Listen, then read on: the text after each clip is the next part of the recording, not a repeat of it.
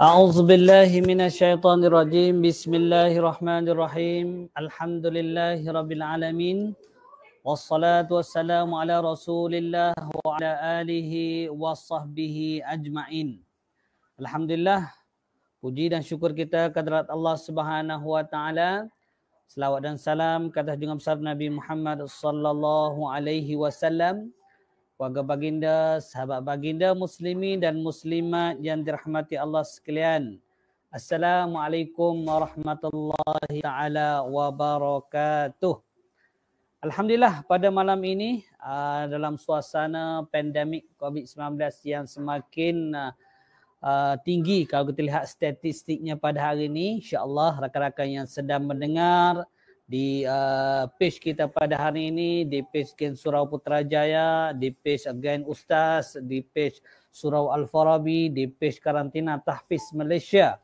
Pada hari ini boleh tulis dari mana anda bersiaran, kerana apa? Mungkin saya nak dengar suara saya jelas ataupun tidak. Kalau tuan-tuan dengar tu, maksudnya tuan-tuan dengar dengan jelas apa yang saya bicarakan pada hari ini. Sila tuliskan nama anda, dari mana anda bersiaran langsung kita hari ini.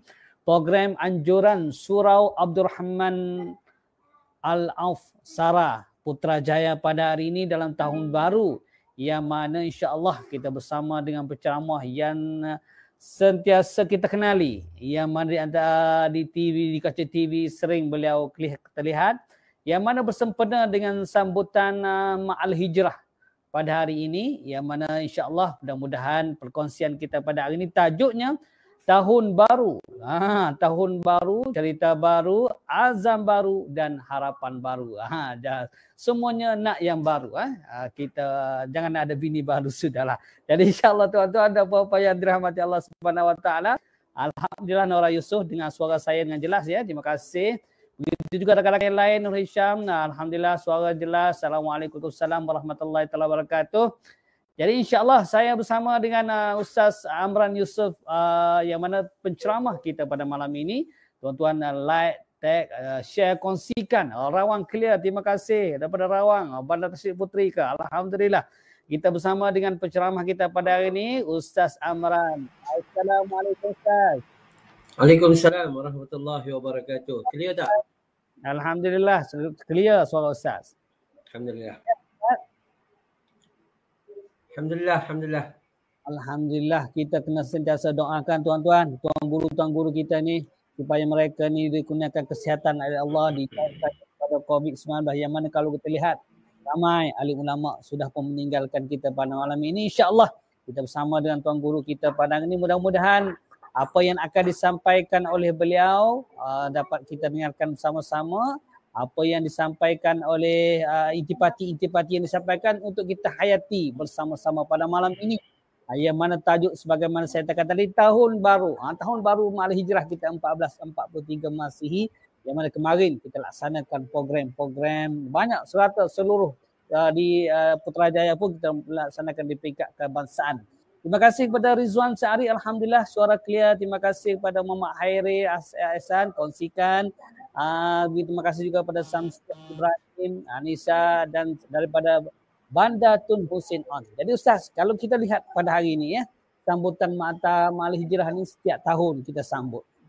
Yalah, dengan pelbagai program. Hari ini dalam suasana baru, kita secara online kita pada hari ini. Mudah-mudahan dengan online kita ni, kita minta rakan-rakan kita share. Yang mana kalau lihat perjalanan baginda, kalau lihat bagaimana hijrah ini membina suatu peradaban dunia. Kalau kita lihat, yang mana daripada Madinah, kita lihat bagaimana Rasulullah SAW berhijrah. Begitu juga seterusnya penubuhan negara Islam pertama, yang mana Madinah pada dalam tempoh 1 hijrah hingga 11 hijrah. Kemudian juga berpindah kepada pemerintahan Khulafa Ar-Rasyidin di Madinah pada 11 hijrah sehinggalah 41 hijrah. Kemudiannya kepada peristiwa kerajaan Bani Umayyah dan seterusnya sampai kepada kita di bumi Asia. Kalau kita lihat informasinya di bumi Asia ni lebih kurang dalam 50 hijrah sampainya kepada kita Islam. Kalau kita lihat dari segi susu galurnya bagaimana perjalanan ini sehinggalah pada hari ini, yang mana kalau kita lihat Ustaz ya, sebagaimana yang tajuk yang kita telah diberikan oleh pihak Rustia, tahun baru, ada rakan-rakan kita pada hari ini azam, bila tahun baru tu azam. Jadi dalam suasana hari ini kegawatannya dengan ekonominya, ada dengan kegawatan politiknya dan sebagainya. Jadi kita hari ini kalau kita lihat trend masyarakat kita bila mana tahun baru, semuanya azam baru, semuanya nak yang baru. Azam baru, visi baru, misi baru. Kaedah kuliah kita pun kaedah yang baru secara online. Jadi mungkin Ustaz ya, mungkin segalanya kita nakkan yang baru. Dan azam pun baru. Jadi permulaan bila masuknya tahun baru. Jadi bagaimana kita nak tanam untuk berubah dari kalau lihat ini daripada yang tidak baik kepada yang lebih baik. Yang baik, tidak baik kepada baik, yang baik kepada lebih baik. Dan ianya bukan sesuatu yang mudah. Kalau kita lihat, bagaikan kita nak membina sebuah rumah yang mana bila kita nak ubah suai sebuah rumah, nak renovation dapur, nak renovation tempat parking kereta, nak supaya rumah kita tu selesa, sudah tentu memerlukan modal yang begitu besar. Jadi benarlah kata-kata orang kata nak berubah ni bukan sesuatu yang mudah. Perlukan mujahadah. Sebab itulah dalam nasyid, hijrah itu perjuangan. Hijrah itu pengorbanan. Jadi bagaimana mungkin Ustaz ya, kalau terlihat dalam suasana pandemik COVID-19 pada hari ini, perlukah kita lebih banyak perlukan kekuatan, kecekalan dalam untuk berubah? Jadi mohon Ustaz jelaskan bagaimana kita nak membina jati diri untuk berjaya mencapai azam yang kita pasang di awal tahun ini. Mudah-mudahan ianya berkekalan hingga akhir hayat kita. Silakan Ustaz. Baik, a'udzubillahi minasyaitonirrajim. Bismillahirrahmanirrahim. Assalamualaikum warahmatullahi wabarakatuh. Waalaikumsalam warahmatullahi. Innal hamdalillah nahmaduhu wa nasta'inuhu wa nastaghfiruh wa na'udzu billahi min shururi anfusina wa min sayyiati a'malina. May yahdihillahu fala mudilla lahu wa may yudlil fala hadiya lahu. Asyhadu an la ilaha illallah wahdahu la syarika lahu wa asyhadu anna Muhammadan 'abduhu wa rasuluh. Allahumma salli ala Muhammad wa ala ali Muhammad, amma ba'du. Pertama sekali jutaan terima kasih kepada tuan moderator kerana hari ini kita dijemput untuk sama-sama duduk dalam majlis ilmu Allah Subhanahu Wa Taala. Kita bersyukur. Jutaan terima kasih kepada pihak Surau Abdul Rahman bin Auf yang sudi-sudi untuk jemput pada malam ini. Kita nak kongsi sebenarnya, nak share je, bukan nak ngajar. Kan ya, tak mampu nak mengajarnya sebab saya ni lemah, sangat lemah, tak cerdik mana pun, cuma nak kongsi bersandarkan pemberitahuan daripada Nabi dalam hadis Bukhari, balighu anni walau ayah, sampaikanlah daripadaku walaupun cuma satu ayat. Ada kemungkinan saya boleh share satu ayat lah, tapi satu ayat yang bermanfaat lebih baik daripada 1000 ayat yang membawa mudarat, insya-Allah. Baik. Daripada persoalan awal dah nampak seperti nak membentuk jati diri. Daripada sedikit demi sedikit ujian yang datang, kita nampak ujian makin hari nampak makin berat. Ujian tu makin hari dah makin berat. Kalau kita lihat satu ketika dulu kita didatangi banjir yang kecil, tiba-tiba banjir tu jadi besar. Satu Kelantan clear, satu Johor clear, menyebabkan kematian, kerosakan dan sebagainya. Tiba-tiba datang lagi ujian lebih besar dengan pandemik COVID-19 yang pada awalnya kita nampak negara kita begitu berjaya untuk mengendalikannya, tapi sekarang ni kita nampak makin bertambah dan makin merisaukan kita. Kita nampak ujian itu makin bertambah. Tetapi sebagai hamba Allah yang beriman, yang yakin dengan ketentuan yang telah ditakdirkan oleh Allah, maka kita akan berfikir semuanya dengan prasangka baik. Kita akan mengembalikan semuanya kepada Allah Subhanahu Wa Taala. Kita tidak akan berfikir hanya menggunakan akal kita, tapi kena menerima dengan cara iman kita. Jadi sebab itu pada hari ini elok kalau ditanya pasal jati diri ni, Maka yang pertama sekali saya suka nak tengok dalam Al-Quranul Karim. Dalam Al-Quranul Karim, kalau Allah Subhanahu Wa Taala letak dekat surah Ali Imran. Surah Ali Imran, surah ketiga ayat 156. Sebahagian daripada dalam ayat tu menyebut فَإِذَا عَزَمْتَ فَتَوَكَّلْ عَلَى اللَّهِ. Apabila kamu berazam, bulat dah berfikir usaha dan bermesyuarat, kemudian fatawakkal 'ala Allah. Nak membina jati diri, nak membina kekuatan, nak berhadapan dengan ujian yang sebesar ini, kita tidak akan mampu berhadapan dengan tulang pak kerat kita. Kita sesekali tidak akan mampu ya untuk berhadapan dengan ujian yang musuh ni kita tak nampak virus tu dekat mana. Kita tak nampak pun, ya. Tambah-tambah bila kita nak berhijrah ni, musuh kita paling besar sekali adalah syaitan. Dan syaitan ni, kalau ikut ilmu, dia lebih alim pada kita. Tu kan, ya? Dia lebih alim pada kita. Cuma dia tak mau beriman aja. Maka syaitan pula tu mampu berjalan dalam urat darah manusia.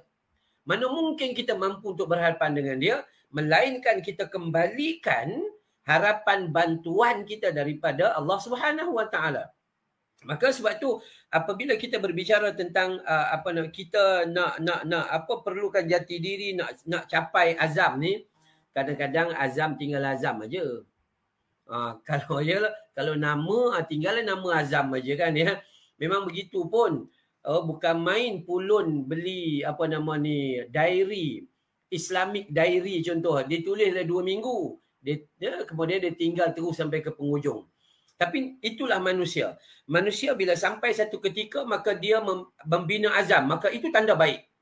Apabila sampai satu ketika, satu Muharram, maka dalam jiwa dia rasa sesuatu. There's something yang sangat baik. Jangan sampai tak rasa apa-apa langsung. So bila kita nak berubah, berangan ni, nak solat tahajud 8 tahun dah, tak start lagi. Kan? Tapi kurang-kurang dia ada angan-angan. Kurang-kurang dia ada cita-cita. Macam itulah kita bercita-cita untuk daripada tidak baik menjadi lebih baik, menjadi baik, dan dari baik menjadi lebih baik. Paling tidak hari ini kita berusaha untuk memastikan lebih baik daripada semalam. Hari ini kita buat persiapan untuk terus-menerus memastikan esok lebih baik pada hari ini. Itu yang disuruh oleh agama. Maka sebab tu Allah Subhanahu Wa Taala meletakkan dalam surah Ali Imran surah ketiga ayat 156 ini sebahagian daripada potongan ayat tu fa iza azamta fatawakkal 'ala Allah. Ini cerita dia. Kalau kita nak berjaya di dalam musafir kita, nak berjaya di dalam perjuangan kita, nak berjaya di dalam hijrah kita, maka kita tak boleh pergi sendiri melainkan dengan bantuan Allah Subhanahu Wa Taala. Allah khabarkan dalam Al-Quran surah Al-Baqarah surah kedua ayat 218. Semua orang tahu ayat ni. Apabila Allah menyebut dalam Al-Quranul Karim tentang manusia ni, innalladzina amanu, wahai orang-orang beriman. Sesungguhnya orang beriman. Walladzina hajaru wajahadu fi sabilillah ulaika yarjuna rahmatallah wallahu ghafurur rahim. Allah dah sebut dah. Innalladzina amanu, wahai sesungguhnya orang beriman, walladzina hajaru. Sifat orang beriman adalah orang yang berhijrah. Wajahadu fi sabilillah. Mereka berjuang di atas jalan Allah. Ulaika yarjuna rahmatallah. Mereka buat hanya kerana mengharapkan rahmat Allah. Wallahu ghafurur rahim. Kerana mereka tahu Allah itu Maha Pengampun lagi Maha Penyayang. Maka sebab itu kita hari ini nak berjuang. Tapi macam mana nak berhijrah itu? Maka sandarkan diri kita pada Allah Ta'ala. Mintalah bantuan kepada Allah dengan kalimah yang disebut. Yang pertama, azam. Yang kedua, tawakal. Fa'iza azamta fatawakkal 'ala Allah. Apa itu azam? Azam ini adalah menentukan sesuatu hajat. Menentukan sesuatu hajat. Di dalam penentuan itu ada doa, ada usaha dan ada istiqamah. perlu ada. Di dalam azam itu, matlamat tu, apa matlamat kita? Matlamat kita nak baiki diri kita. Dan di dalam hal ini, perlu ada pertama, ad-du'a sijnul mu'min. Ad-du'a silahul mu'min. Ad-du'a ni huwal ibadah kan ya. Doa ni dia ibadah. Maka seandainya seorang hamba itu menyedari bahawa dia tu sangat lemah, dia tahu bahawa yang maha kuat adalah Allah Ta'ala, maka dia akan doa pada Allah. Ya Allah, permudahkanlah hidup aku pada tahun ni ya Allah. Ya Allah, beri kekuatan untuk aku berhadapan dengan ujian pada tahun ini. Dia perlu minta pada Allah. Itu cara yang pertama untuk kita kita panggil berhijrah ataupun berubah. Dan yang kedua, gabungkan doa dengan usaha. Seandainya tak ada usaha, maka dia tak jadi takat doa, duduk di masjid, doa ke. Anak bini tak makan, duduk di masjid, doa. Tak, bukan agama, tak mengajar begitu. Agama suruh, Nabi kata apabila salah seorang daripada kamu nak memulakan kehidupan, keluar daripada rumah dengan bismillahi tawakkaltu 'ala Allah la haula wala quwwata illa billah. Serah semuanya pengharapan kepada Allah dan mulakan usaha kita. Lepas tu kita tawakal. Itu yang diajarnya. So doa dulu, kemudian usaha, dan kedua-dua ini dilakukan secara istiqamah, berpanjangan. Ini tak, kita ni doa bila? Doa masa ma'al hijrah aja. Udah habis ma'al hijrah, minta maaf le. Kan ya? Sebab tu kadang-kadang pun kita malu. Kita minta doa pun pelik-pelik sebenarnya. Kita minta doa pelik-pelik. Kita selalu minta doa yang remeh-remeh. Ya Allah, ya Tuhanku, duitku kurang tambahilah. Rumahku kecil besarkanlah. Hartaku sikit banyakkanlah. Biniku 1 empatkanlah. Kan kita selalu doa merapu-merapu. Ya, sepatutnya kita doa yang lebih besar daripada tu. Yang lebih besar. Maka sebab itu doa kita tak boleh doa ketika hanya memerlukan saja. Tapi doa kena istiqamah. Usaha bukan hanya pada ketika kita rasa perlu. Tapi usaha itu haruslah istiqamah. Sebab itu apabila kita ada dalam kalimah azam, maka dalam azam itu perlu ada doa. Cek diri kita. Kenapa kita gagal pada tahun-tahun yang lalu? Gagal berubah kerana dalam azam kita itu tidak ada doa. Kita tak ada doa. Kita tak letak pengharapan pada Allah Subhanahu Wa Taala. Kalaupun kita letak, kita meletakkan pengharapan sebulan 2, lepas tu kita tinggal. Kita tidak istiqamah. Doa, usaha, dan keduanya dilakukan istiqamah. Apa maksud istiqamah? Melakukan tanpa rasa putus asa, meletakkan pengharapan sepenuhnya atas kebijaksanaan Allah Subhanahu Wa Taala. Apabila sudah ada dalam azam itu doa, ada dalam azam itu usaha, ada dalam azam itu istiqamah, baru Allah sambung fatawakkal 'ala Allah, barulah kita bertawakal kepada Allah Subhanahu Wa Taala. Maka gabungan duit, DUIT, doa, usaha, istiqamah dan juga tawakal tu 'ala Allah. Maka seandainya ada yang ni bersandarkan Al-Quran surah Ali Imran surah ketiga ayat 156, insya-Allah mungkin lebih memudahkan penghijrahan kita, perubahan kita, ataupun kita panggil bergerak daripada satu tempat kepada satu tempat yang lebih baik untuk kita berubah. Yang kita ni berangan lama dah nak berubah tapi tak berubah-berubah juga. Ya, ini penting untuk kita fahami tentang apa yang sedang Allah bagi kepada kita. Tapi kalau kita tak faham, kalau kita nak berubah cara kita, maka perubahan itu hanya dapat sekejap saja. Tapi kalau kita berubah dengan teknik yang Allah ajar, dengan teknik yang Nabi ajar, insya-Allah kita akan bersama dengan Allah Subhanahu Wa Taala, kita akan bersama dengan sifat sabar yang menyebabkan insya-Allah dia akan berpanjangan. So, kesimpulan saya pada pusingan ini, saya nak bagi tahu bahawa hendaklah ada pada kita dalam bab apa jati diri yang diperlukan untuk berhijrah. kita tidak boleh meninggalkan permohonan kepada Allah, yakni doa. Kita tidak boleh meninggalkan usaha, ya, yang Allah bagi akal fikiran kepada kita ni, usaha. Kita tidak boleh meninggalkan istiqamah, doa dan usaha yang berpanjangan. Dan kita tidak juga boleh meninggalkan tawakal tu ala Allah. Seandainya gabungan 4 perkara ini dapat digabung, untuk sempurna mungkin tak sempurna sebab kita memang tak sempurna. Tetapi usaha kita ke arah itu akan dinilai besar oleh Allah Subhanahu Wa Taala. Wallahu a'lam.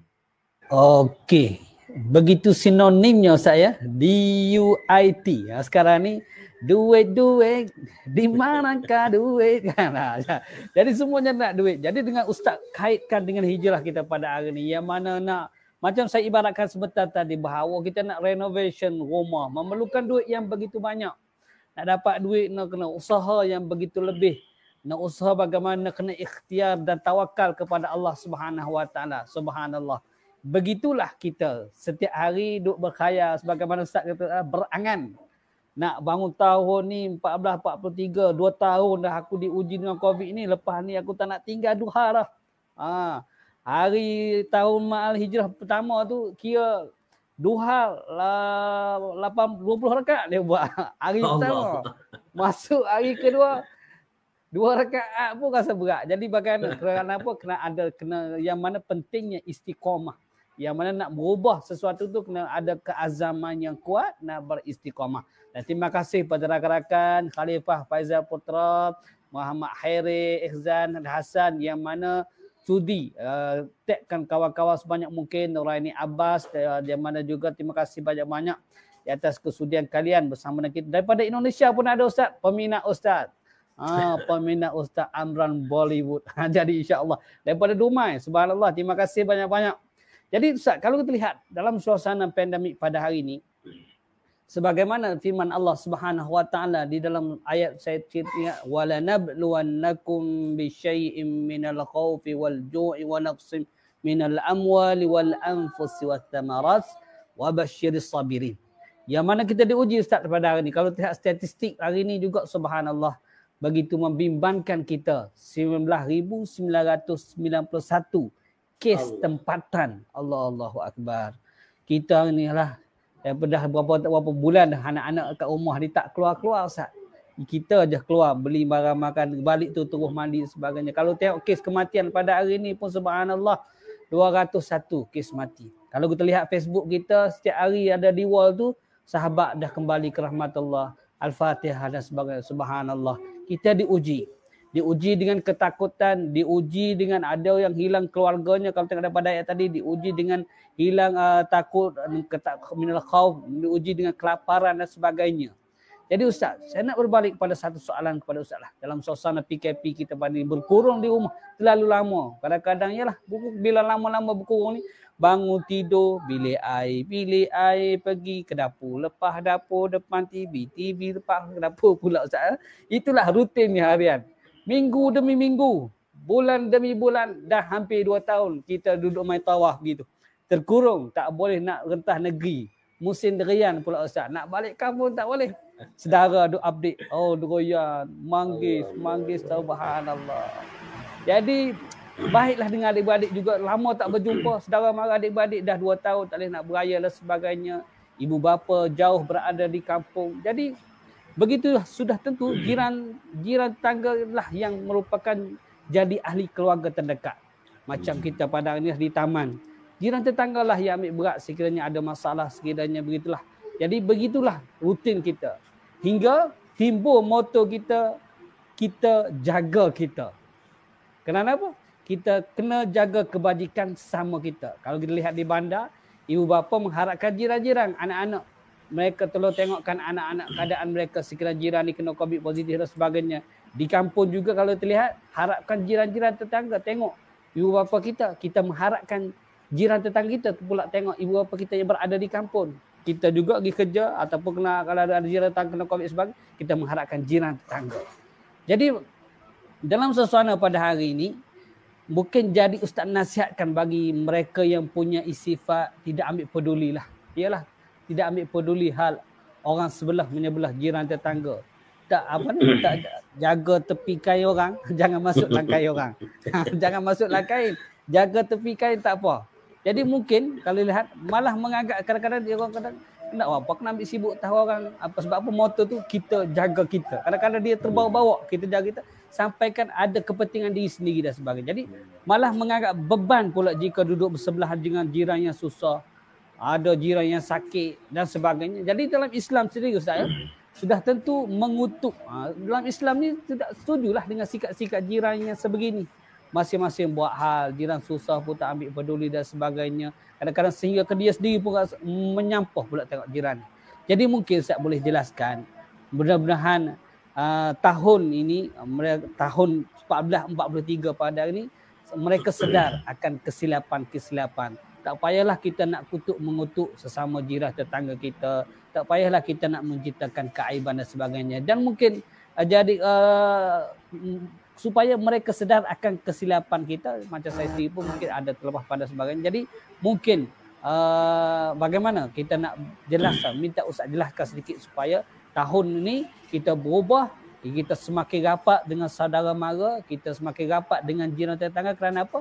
Hidup ini sentiasa saling lengkap melengkapi, hormat menghormati. Silakan Ustaz.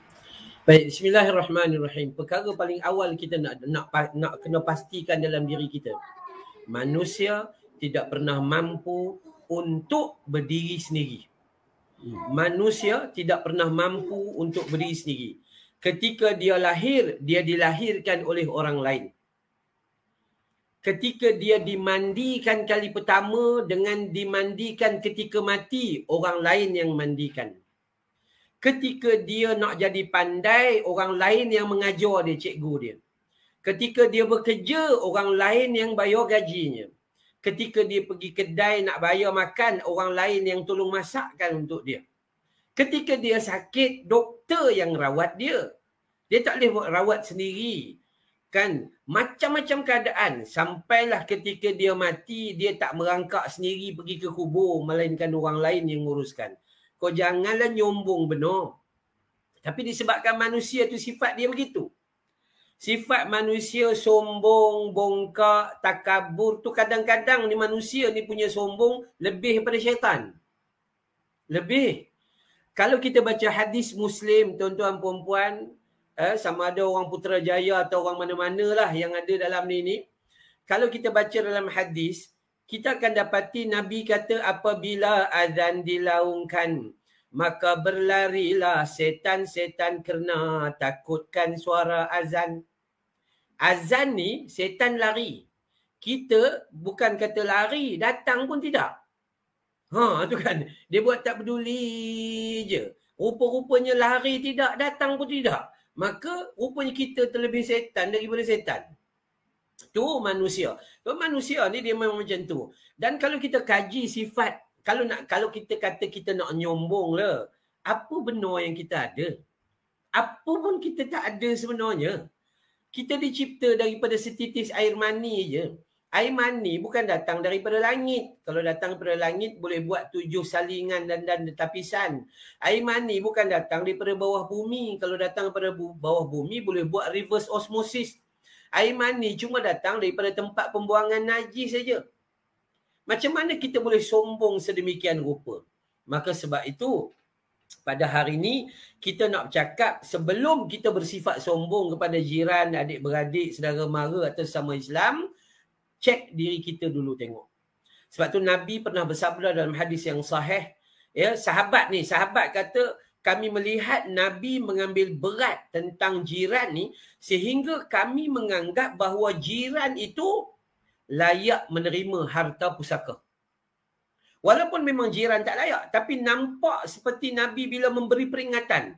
Jaga jiran, jaga jiran, jaga jiran. Seumpama mereka ni seperti layak menerima harta pusaka. Jadi, dan seterusnya.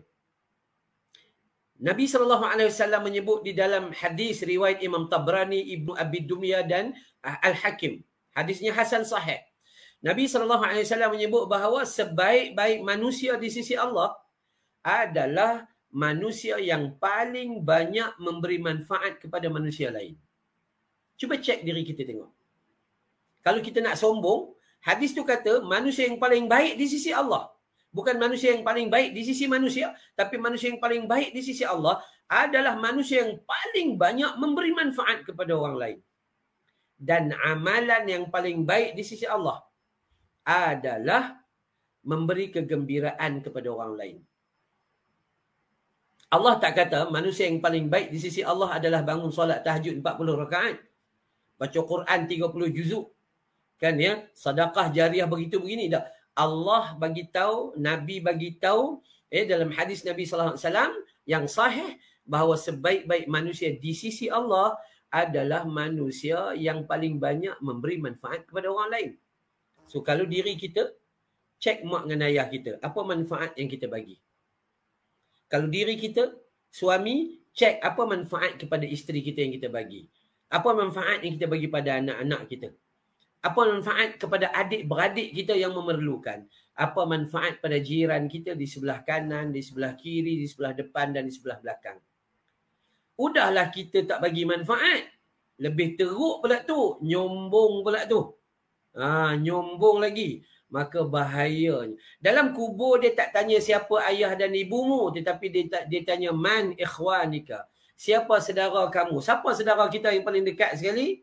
Jiran kita belah kanan, jiran kita belah kiri. Bila kita sakit, adik-beradik kita hak duk Kelantan tak mari. Ada. Yang duk Kelantan, dia tak sapa sini. Yang duduk di Kedah, dia tak mai. Dia tak mai. Yang bila kita sakit saja, bila kita mati saja, maka yang paling cepat sampai adalah jiran di kanan dan di kiri. So apa sangat yang kita nak sombong? Ya, darah kita dengan darah dia sama je. Kulit dia dengan kulit kita sama je. Inilah nasihat yang kita perlu bagi. Nabi meletakkan dalam beberapa hadis. Haqqul muslim 'alal muslim sittun. Haqqul muslim 'alal muslim khamsun. Banyak 5 hingga 6 perkara. Malah Nabi menyebut dalam hadis, hak yang pertama apabila kamu bertemu dengannya, ucapkanlah salam. Itu tanda bahawa kamu tidak membenci dia. Itu tanda bahawa silaturahim mau disatukan. Bila jumpa saja. Assalamualaikum. Kalau rajin sikit lagi, Assalamualaikum warahmatullahi. Kalau rajin lagi, Assalamualaikum warahmatullahi wabarakatuh. Sehingga ucapan salam ni bukan hanya bagi kepada orang hidup. Orang mati pun kita disuruh bagi salam.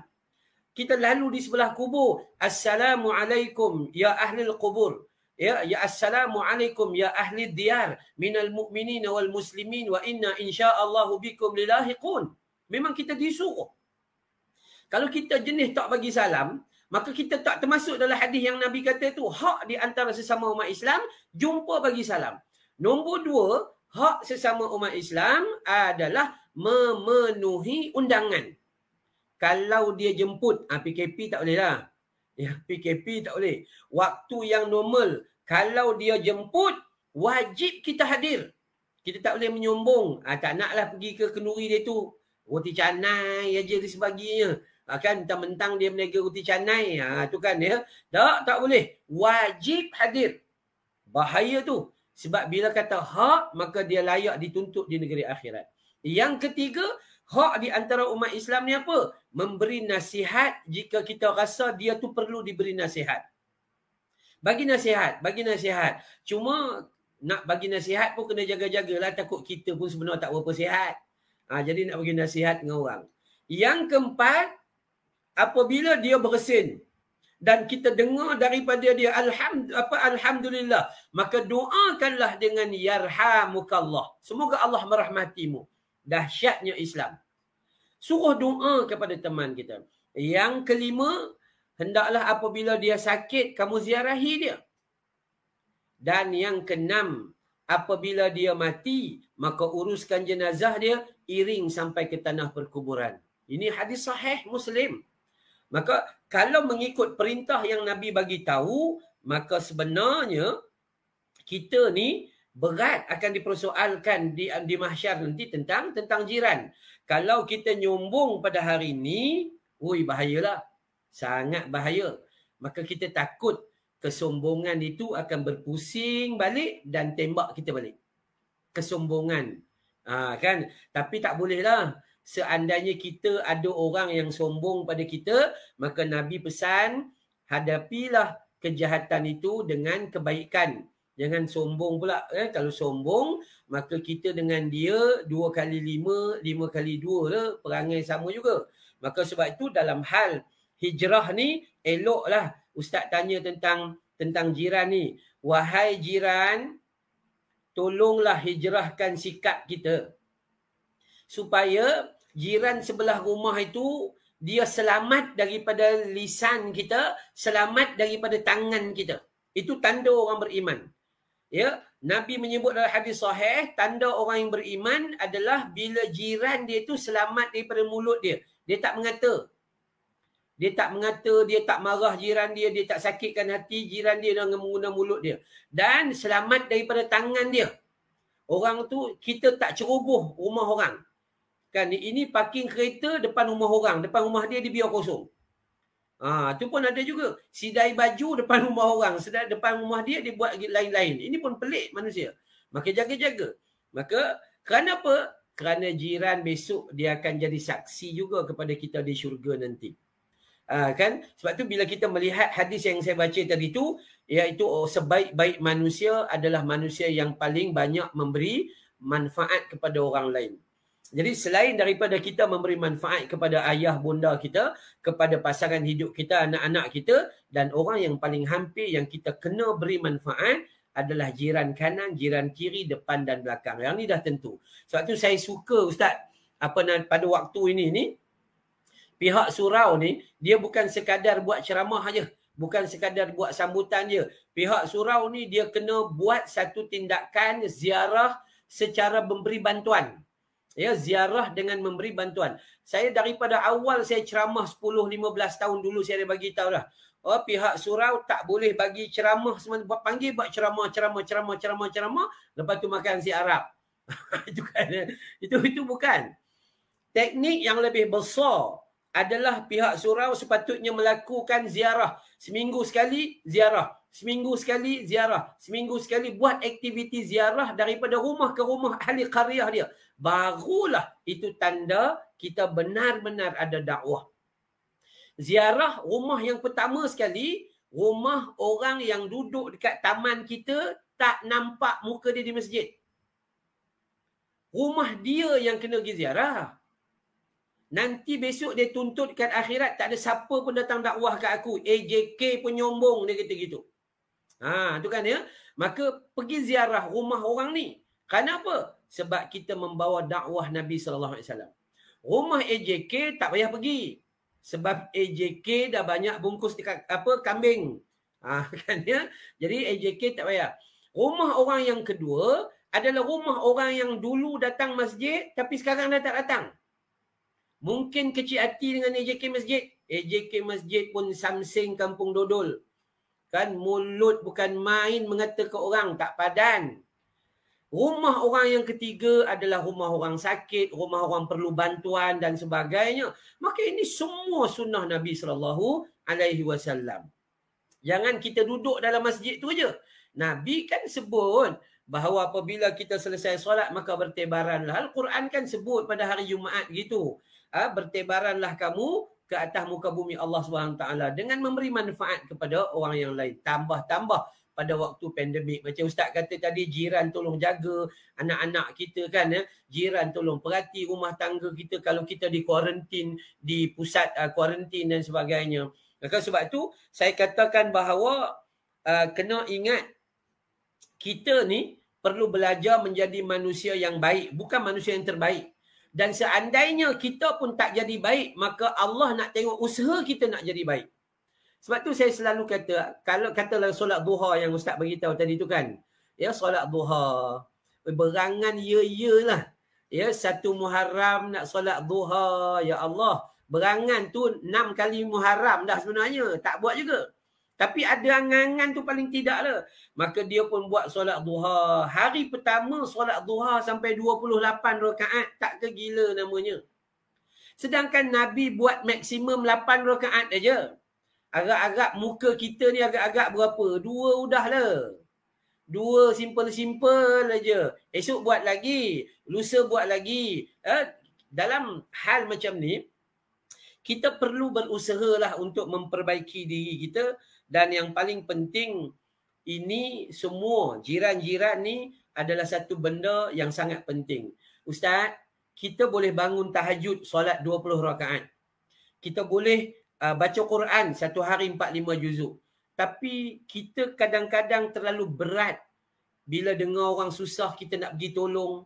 Ya, agak nampak berat sikit dalam soal tu. Nak tolong jiran hantar pergi ke klinik pun susah. Nak bantu anak jiran masuk kolej tak ada duit pun susah. Dari sudut tu sangat susah. Sebab tu siapa-siapa yang boleh buat kerja ummah ni, kerja-kerja yang macam Abid Liu buat kerja tu, ya, kerja-kerja yang orang yang duk buat ni, maka ini kerja-kerja ummah yang sepatutnya kita kena bantu. Untuk pengetahuan ustaz dan semua yang lain. Okey, saya buat program, dalam waktu pandemik ni, program yang kami panggil bantuan kasih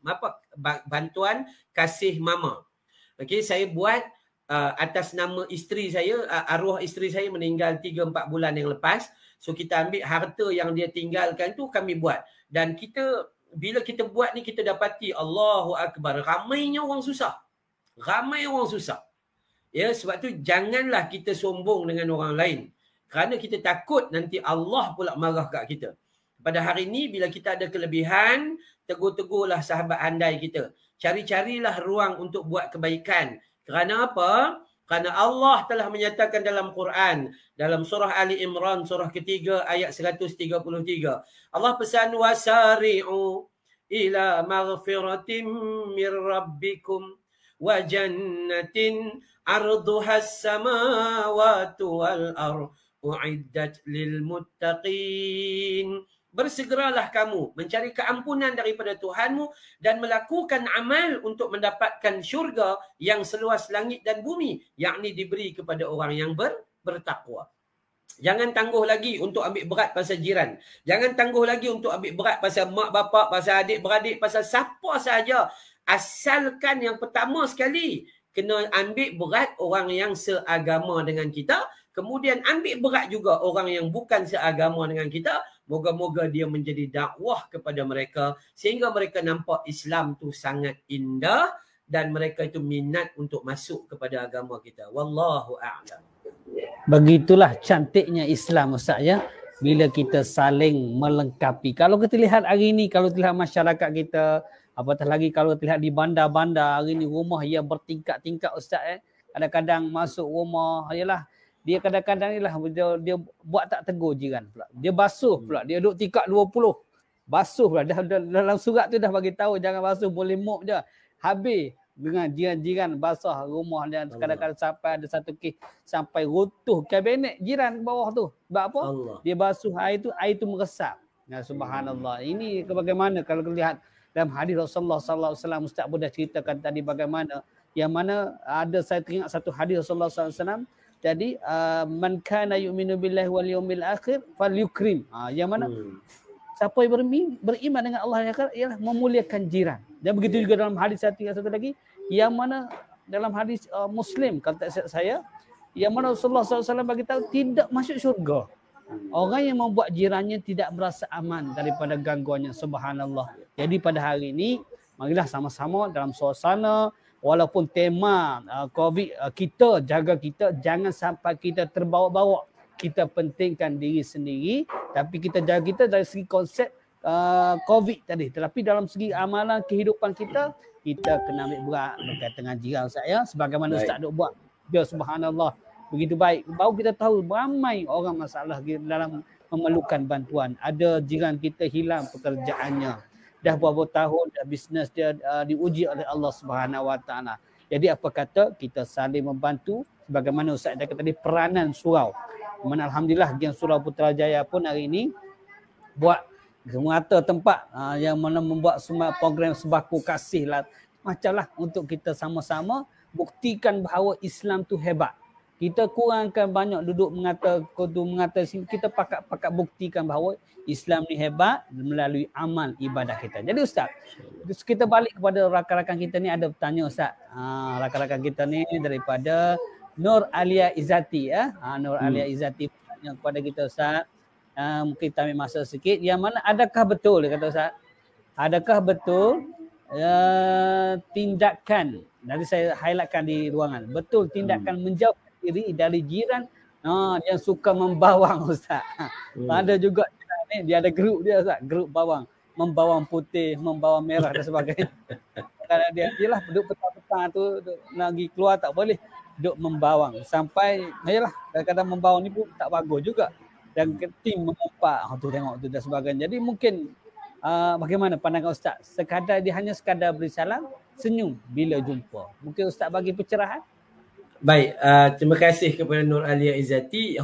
Perkara yang paling asas adalah seandainya kita berjiran, bukan bermaksud kita bertaman dengan dia, bukan. Bukan bermaksud kita berganding bahu 24 jam, bukan. Kita berjiran bukan bermaksud kita bergosip sepanjang waktu, itu bukan. Kita berjiran bermaksud kita berhubung silaturrahim. Ketika perlu untuk mengambil berat, kita mengambil berat. Ini tak mesyuarat daripada tingkat 1 sampai tingkat 5 mesyuarat. Allah, daripada ngantor anak pergi tadika sampai anak balik tadika duk mesyuarat lagi sampai macam tu. Itu tak. Ya, sama ada membawang merah atau membawang putih atau membawang besar, maka membawang tu perkara yang tak elok. Maka seandainya Nur Alia Izzati ada jiran sedemikian, jiran yang suka bergosip, jiran yang suka menjadi pemberita tanpa tauliah dan gaji ni, boleh ke tidak kita menghindari mereka? Jawabannya boleh. Ya, Nabi dah pesan dah, kalau kita nak berkawan, cari kawan seumpama penjual minyak kasturi. Kalaupun kita tak mampu beli tapi wanginya kena pada kita. Maksud berkawan dengan orang-orang soleh, lama-lama kita malu Allah dan kita pun terikut dia. Jangan berkawan dengan penjaga dapur arang atau penjaga dapur besi, di mana kalaupun kita tak kena api atau tak kena asap, tak kena arang, tapi mungkin bau busuk asap tu akan kena juga dengan baju kita. Maka sebab tu memilih itu penting. Jadi di sini kita meninggalkan mereka, maksudnya tidak berada dalam kumpulan gosip yang bawang tadi tu. Ya, kita tidak pergi tambah bagi bawang yang banyak lagi. Kita dengan sebab apa? Sebab tidak mahu menambah dosa pada kita. Jadi, tapi syarat tidak boleh memutuskan silaturahim. Jadi betul lah Nur Alia Izzati kata, kita lalu ucap salam, senyum, chalo bete, chalo karte hai. Udah, cukup. Jangan tambah cerita. Kerana semua benda ni saya selalu sebut Ustaz dalam surah Yasin ayat 65. Allah menyebut al-yawma nakhtimu ala afwahihim wa tukallimuna aydihim wa tashhadu arjuluhum bima kanu yaksibun. Di negeri akhirat nanti mulut kita akan dikuja rapat. Di dunia kau membawanglah banyak-banyak. Sebab di akhirat tak ada cakap. Siapa yang bercakap? Wa tukallimuna aydihim. Dua tangan ni akan bercakap di hadapan Allah Subhanahu Wa Taala. Aku yang dulu mengumpat kat dia, aku yang dulu mengata kat dia. Wa tashhadu arjuluhum, dan dua kaki kita yang akan jadi saksi di hadapan Allah Subhanahu Wa Taala. Yang ni tolong kena ingat, ya. Sebab itu apa yang dipersoalkan itu sangat baik dan tindakannya betul. Ya, tindakannya betul, iaitu kita tidak memutuskan hubungan silaturahim. Kita cuma sekadar kita tak mau memilih untuk duduk di tempat yang memudaratkan kita, tempat yang tiada memberi manfaat. Maka lalu ucap salam, kemudian hai-hai dan bye-bye. Udah, pergi, sudah. Jangan duduk dalam majlis yang lara lagi melalaikan. Wallahu a'lam. Silakan Ustaz. Kau ada soalan lain? Bahawa sebagaimana Ustaz pesan kepada kita tadi lah, yang mana kita jangan jadi penambah perisa pula lah. Jadi bagaimana tadi cara pendekatan kita supaya kita lihat bahawa kita berdakwah melalui akhlak yang telah kita tonjolkan. Jadi begitu juga kita tengok soalan yang kedua Ustaz. Ada juga soalan yang kedua ni yang mana daripada sama juga daripada Izzati juga, yang mana berkaitan dengan mungkin Izzati ni diuji oleh jiran kau Ustaz, ya. Yang mana berdosa tak kalau dia tak pergi jemputan sebab rasa malu atau segan? Okey, baik. Dia begini. Al-haya Ya, al-haya maksudnya malu. Malu ni adalah sebahagian daripada iman. Tapi malu yang dimaksudkan itu apa dia? Malu yang untuk melakukan dosa. Itu malu yang yang iman. Malu jika meninggalkan ketaatan. Yang itu malu. Tapi bukan malu pergi rumah jiran. Yang tu tak termasuk. Jadi seandainya jiran jemput, maka kalau kita malu pergi, itu tanda yang tu bukan. Malu tu tidak boleh ada pada kita. Dan pergilah rumah jiran kita dengan cara yang mengikut cara agama. Ya, pergi, kena pergi. Kalau tak pergi, berdosa tak? Berdosa. Berdosa memang berdosa. Kenapa? Sebab hakul muslim alal muslim. Hak di antara sesama umat Islam. Maksud dia Muslim, kita Muslim, itu akan dituntut dekat akhirat. Seandainya ada alasan, ya tak boleh pergi sebab jaga mak, tak boleh pergi sebab sakit perut, yang tu tak apa. Tapi kita tak pergi sebab malu. Maka malu tu bukan separuh daripada iman. Apa yang kita perlu buat adalah memenuhi undangannya. Bila nak pergi, Nur Alia Izzati kena buat apa? Yang pertama sekali, seeloknya pergilah dalam waktu jemputan dia. Kalau dia panggil pukul 12 sampai pukul 4, kau jangan pergi pukul 7. Itu kan. Kemudian pergi tu berapa yang dijemput pergi. Jangan kita pula pandai-pandai bawa teman. Saya bawa 3 orang lagi ni. Tak boleh. Haram hukumnya. Okay. Yang ketiga, bawalah buah tangan. Kan ya, bawa buah tangan supaya kita tu dapat pahala dan tuan rumah rasa bahagia dengan kehadiran kita. Yang keempat, bila pergi rumah orang atau jadi tetamu, sedarlah diri. Jangan pergi ke dapur. Nama pun tetamu. Duduk di ruang tamu aja. Ini dia terekam terus ke dapur. Oh, kabinet baru rupanya.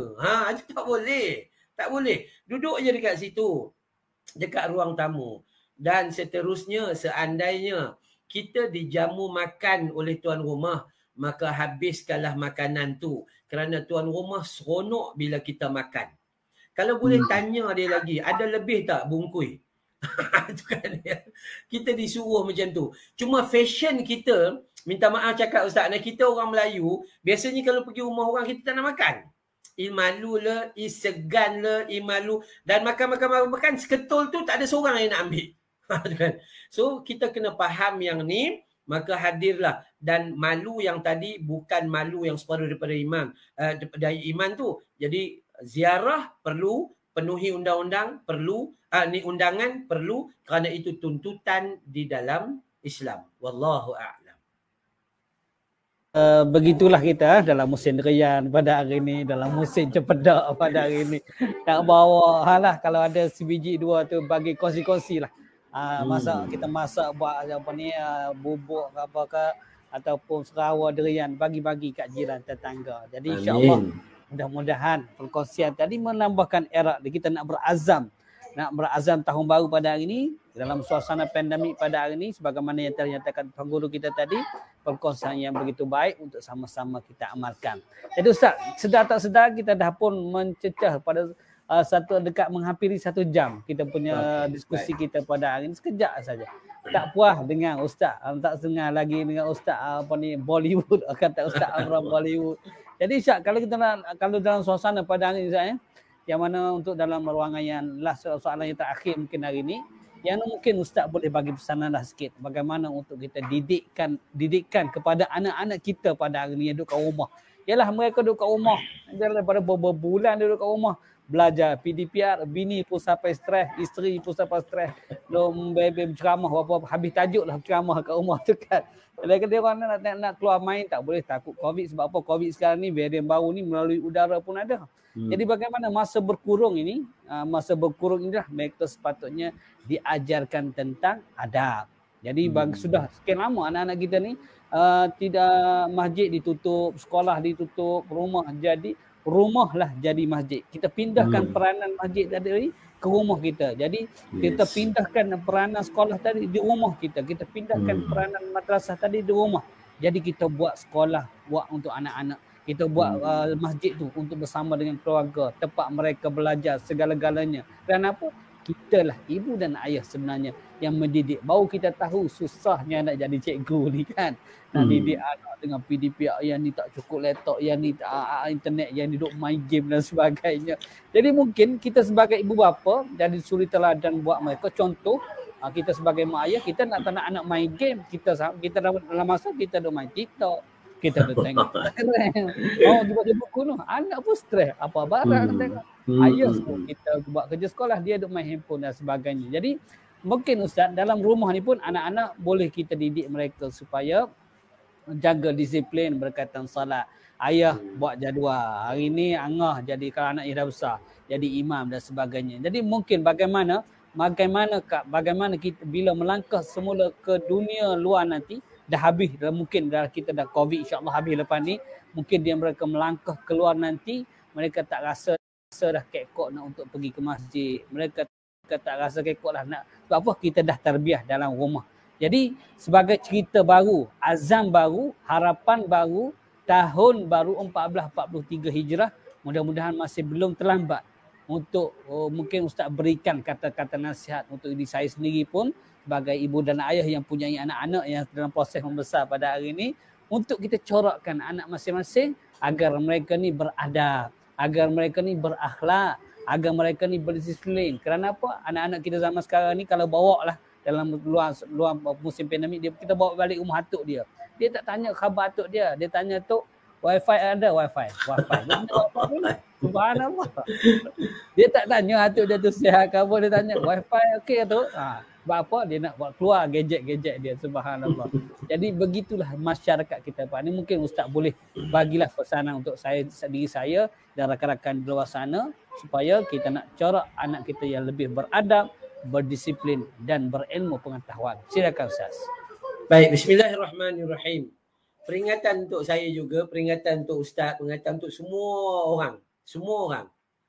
Mula-mula sekali hadis Nabi bagi tahu bahawa anak-anak yang dilahirkan ini adalah fitrah, putih bersih. Yang mewarnakan dia menjadi Majusi, Yahudi maupun Nasrani. Siapa dia? Mak dengan ayah dia. Hak ni kita kena terima hakikat. Kalaulah pada awal kita tidak didik dia dengan cara yang betul, maka pada waktu besar dia akan bagi sikit ujian kepada kita dan kita kena usaha lebih. Maka saya suka meletakkan kemahuan mak bapak yang awal-awal sekali. Mak bapak ni, bila Allah Ta'ala bagi ruang macam ni, bukan saja-saja Allah nak bagi mak bapak tahu bahawa susahnya nak jaga anak dia tu. Selama ni, dia duk marah kat cikgu je. Kami dekat pusat tahfiz ni, saya ada pusat tahfiz kecil lah. Kadang-kadang atuk nenek ni komplain, "Ustaz, ni saya ada cucu 2 orang kat tempat Ustaz. Seorang 8 juzuk, seorang tu baru 4 juzuk aja. Asal seorang tu baru 4 juzuk?" Dia tanya tu. Anak-anak buah Ustaz ni mengajar tak betul kot. Atuk dengan nenek ni marah. Saya kata mudah je. Untung atuk kan ada cucu 2 orang. Seorang 8 juzuk, seorang 4 juzuk. Agak-agak atuk dengan nenek dah berapa juzuk? Tu kan. Itu manusia. Maka sebab itu hari ni apa yang kita perlu buat adalah mengambil peluang yang sedang diberi oleh Allah Ta'ala. Peluang ini. Ustaz, semua kita telah melalui PKP hampir setahun setengah. Daripada 18 hari bulan 3 tahun 2020. Hari ni bulan Ogos, 10 Ogos tahun 2021. Setahun setengah dah. Peluang yang Allah bagi, buat ke tidak? Ataupun dia berlalu pergi, umur kita habis macam tu je. Cuba bayangkan. Baik, cuba kita cek selama dalam tempoh setahun lebih PKP tak pergi ke mana, duduk di rumah makan tidur je ni, agak-agak hafal ke tidak ayat-ayat lazim tu yang ada 22 surah bermula dengan surah Ad-Duha sampai surah An-Nas. Ataupun macam tu juga, umur kita 50, 60, 70 macam tu juga, kita tak ambil ruang. Agak-agak juzuk Al-Thalathun, juzuk 30 hafal ke tidak dalam tempoh tu. Ataupun kita langsung tak ambil peduli. Agak-agak berapa hadis yang kita hafal. Agak-agak berapa kitab dah habis baca. Atau agak-agak berapa buku yang kita dah renung. Tak ada juga. Tak ada juga. Itu sifat manusia. Maka manusia gagal memanfaatkan ruang dan peluang yang telah diberi oleh Allah Subhanahu Wa Taala. Sebab tu Allah kata wal asr innal insana lafi khusr. Demi masa, demi umur, demi ruang, demi peluang, maka manusia kebanyakan daripada mereka rugi. Termasuk diri saya sendiri. Maka sebab itu pada hari ini, kalaulah kita nakkan anak sedemikian, maka kita dulu jadi macam tu. InsyaAllah. Kita nak anak hafal Quran ke? Agak-agak awak hafal apa? Lagu Hindustan. Contoh. Anak suruh hafal Quran. Mak dengan ayah, tujhe dekha koi jana sanam. Pyar hota hai diwana sanam. Ab yahan to kahan jaye hum. Tere bahon mein ur jaye hum. Kan ya? Cukup dahsyat. So kita kena fikir kat situ. Mak dengan ayah buat apa kalau mengharapkan anak begini. Atuk dengan nenek buat apa kalau mengharap cucu sekian. Apa yang kita buat? Maka hari ini, macam Ustaz kata tadi, kita bawa aktiviti masjid masuk dalam rumah kita. Apa yang paling besar dalam aktiviti masjid? Solat jemaah bersama ahli keluarga. Masa tu ketua keluarga baru boleh test kau hafal ke tidak. Dalam keadaan awak hidup dalam umur 70 tahun, ada anak dan ada cucu, tiba-tiba kena jadi imam, kan ya, sepanjang hari, sepanjang tahun, tak tahu nak pusing dah. Agak-agak kulhu aja dibacanya. Baru masa tu isteri tahu, oh suami teruk penuh. Oh baru anak-anak tahu, ayah dah umur 70 lah kan. Surah kuliah ayyuhal kafirun pun tak berapa lekat. Cucu baru telah, atuk begini rupanya. Tu. Baru kita perasan. Tapi atuk kalau disuruh nyanyi, boleh. Lagu tahun 70-an. Harga di badal rehe rup zindagi. Cha wahi kabir rehe dup zindagi. Hal par yahan जीवर जियो जो है समा. Nenek sambung kal ho na ho. Ya sungguh rugi hidup kita kalau kita tak memanfaatkan. Sorry Ustaz sebab ni pusingan akhir dah. Seronok Ustaz. Lama tak dengar lagu Hindustan sebenarnya ni. Kita nak bagi tahu bahawa manusia suka lalai. Jadi bawa aktiviti masjid ke dalam rumah. Jangan komplain. Kenapa masjid tutup? Bukan masjid tu tutup saja-saja. Allah nak bagi ruang kepada kita untuk duduk di rumah dan membina masjid di dalam rumah kita. Awak bangun jadi ketua, jadi imam. Didik anak-anak solat berjamaah bersama, panggil isteri solat berjamaah sekali. Allah nak bagi ruang supaya kita boleh makan sekali, duduk sama-sama, membina keakraban di dalam hidup. Dan kita bahasa tu baru tahu. Tu dia punya dahsyat, anak kita punya nakal. Tak tahu rupanya. Anak duduk kat asrama, sakit jiwa guru disiplin. Maka sebab itu pada hari ini kita harus bawa aktiviti masjid. Kita harus bawa aktiviti sekolah masuk dalam rumah kita. Bagaimana guru mampu bersabar berhadapan dengan satu kelas 40 orang, 6 kelas dia kena mengajar dalam tempoh. Kita menghadap anak kita 4 orang pun sakit jiwa, migraine kita. Tu pun tak reti-reti nak bersyukur pada guru lagi. Itu masalah kita. Ya, jadi kita sepatutnya bina ruang.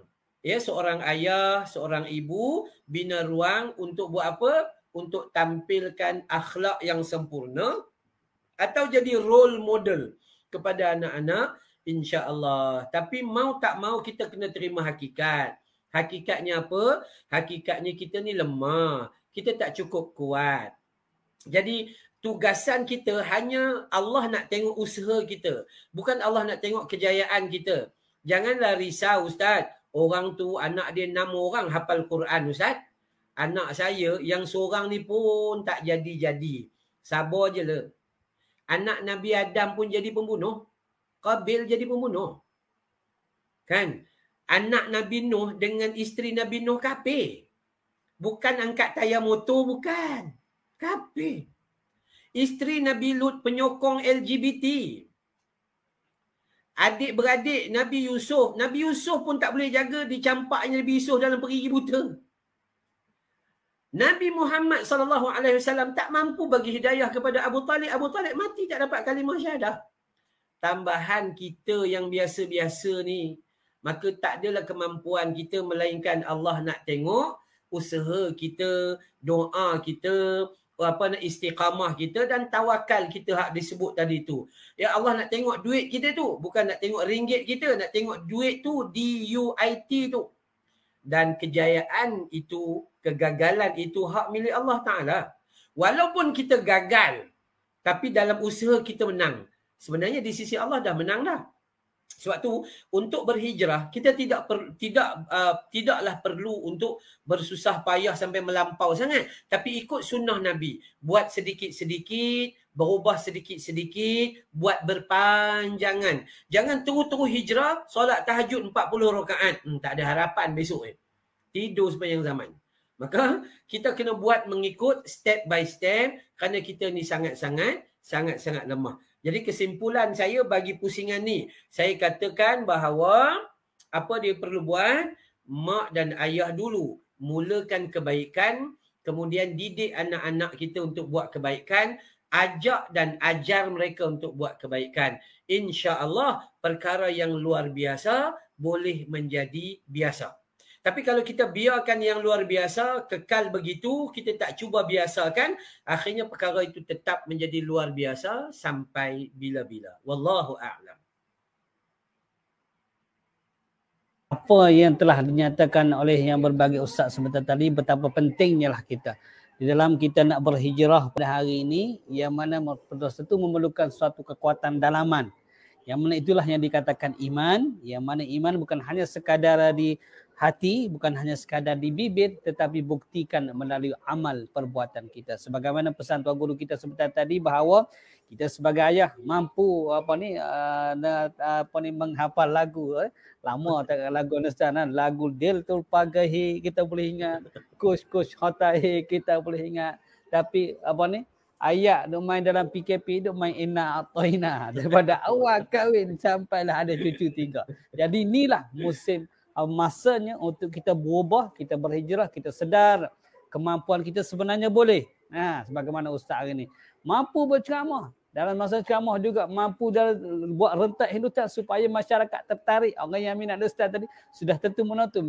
Bila ustaz duduk nyanyi tadi, menaik dia punya like view yang orang nak tengok. Subhanallah, ramai peminat ustaz hari ni. Yang mana nak bagi tahu bahawa dalam kehidupan kita pada hari ini pelbagai kaedah boleh kita belajar. Kita pelbagai cara kita nak boleh berhijrah. Tapi yang paling penting ialah istiqamah. Ustaz, ya.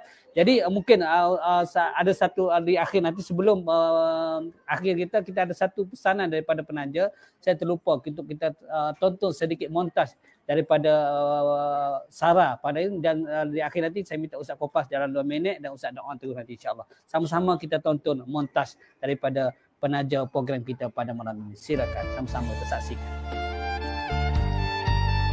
Tahun baru, cerita baru, bertahun sudah berkurung pilu. Isnin ke Ahad, kembali Ahad, di penjara indah, lamanya rehat.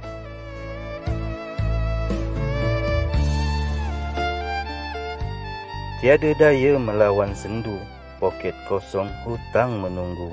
Habis simpanan, pecah dah tabung, kibar bendera meminta tolong. Tahun baru, cerita baru, gerbang inikah yang kita tunggu. Gelap semalam, kembali sinar, atau masih kelam dan pudar.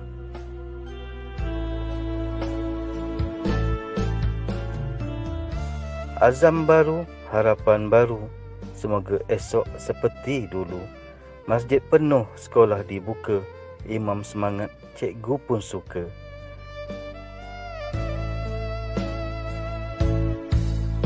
Tahun baru, cerita baru, azam baru, harapan baru. Jadilah jiran, erat berhubung, pengganti saudara jauh di kampung.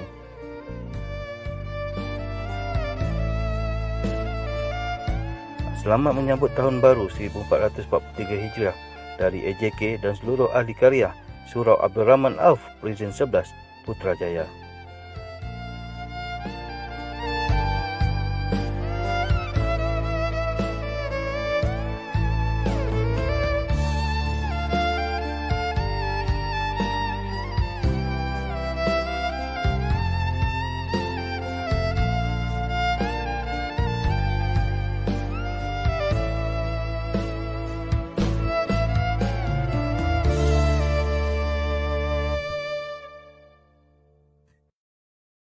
Jadi itu dia Ustaz, yang terakhir kepada kita mungkin dalam suasana apa yang telah disampaikan oleh penganjur sebentar tadi dan bagi tahu kepada kita bahawa dalam orang Islam kita, orang Melayu kita pada hari ini begitu indah dengan slogannya, begitu indah dengan pantunnya dalam nak menyampaikan dakwah. Inilah gerakan JSP bekerjasama SARA pada hari ini melaksanakan program-program dan jangan lupa tuan-tuan like Facebook JSP, banyak program-program yang akan kita buat dari masa ke semasa. 14 hari bulan kita akan bersama dengan Ustaz Haslim Bollywood juga. Ini Ustaz Abraham Bollywood.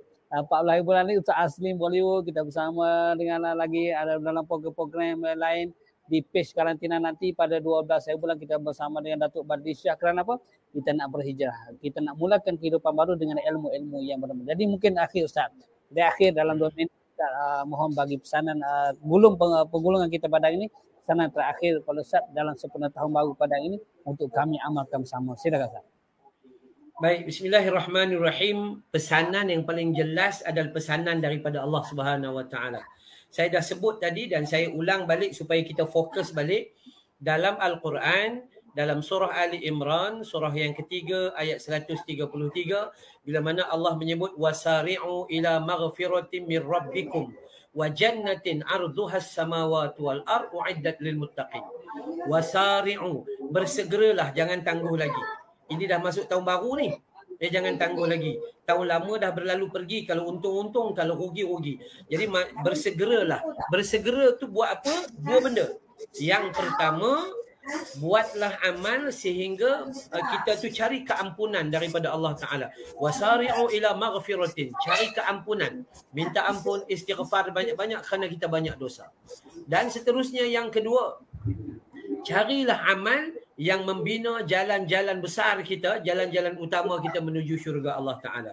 Wasari'u ila maghfiratin min rabbikum wa jannatin arduhas samawati wal ard. 2 benda ni. Rajin minta ampun, rajin beristighfar. Rajin sungguh-sungguh berdoa kepada Allah Ta'ala, terutama ya Allah tolong ampunkan kami, tolong ampunkan kami. Dan yang kedua, tolong lakukan amal untuk mencari syurga Allah Subhanahu Wa Ta'ala, uiddat lil muttaqin.